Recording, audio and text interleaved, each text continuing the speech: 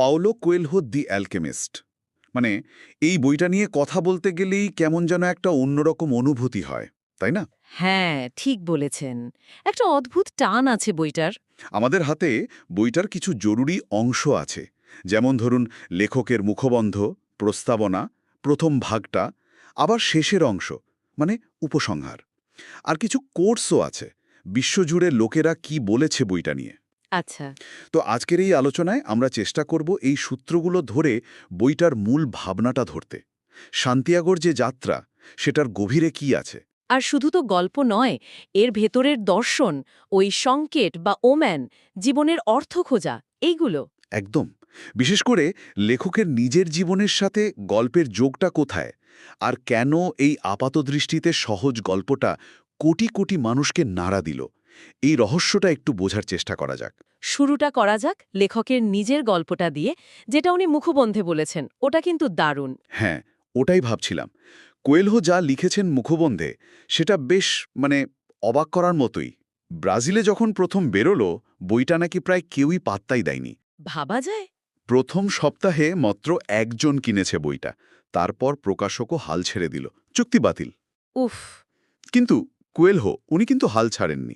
নিজের লেখার প্রতি ওই যেটাকে উনি বলছেন পার্সোনাল লেজেন্ড বা ব্যক্তিগত কিংবদন্তি, সেটার ওপর বিশ্বাস হারাননি।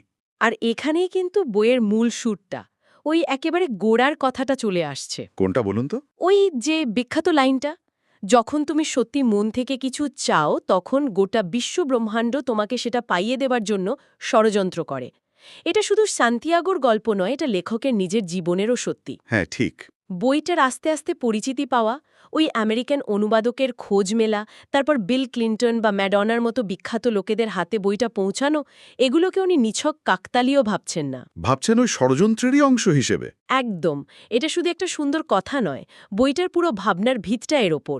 কোয়েলহো তো বলছেনও যে এই বইটা আসলে উনি নিজেই, ওর নিজের হৃদয়, নিজের আত্মার প্রতিচ্ছবি। হয়তো সেই কারণেই এত ভিন্ন সংস্কৃতি, ভিন্ন ভাষার মানুষ সবাই বইটার সাথে নিজেদের জুড়তে পারে। কারণ দিন শেষে একজনের গল্পটাই তো আসলে সবার গল্প হয়ে ওঠে। ঠিক। আচ্ছা, এবার মূল গল্পে আসা যাক। সান্তিয়াগো এক মেষপালক ছিলে, হ্যাঁ, তার পরিবার চেয়েছিল সে পুরোহিত হোক, একটা থিতু জীবন। কিন্তু সে বাঁচল মেষপালকের জীবন। কেন?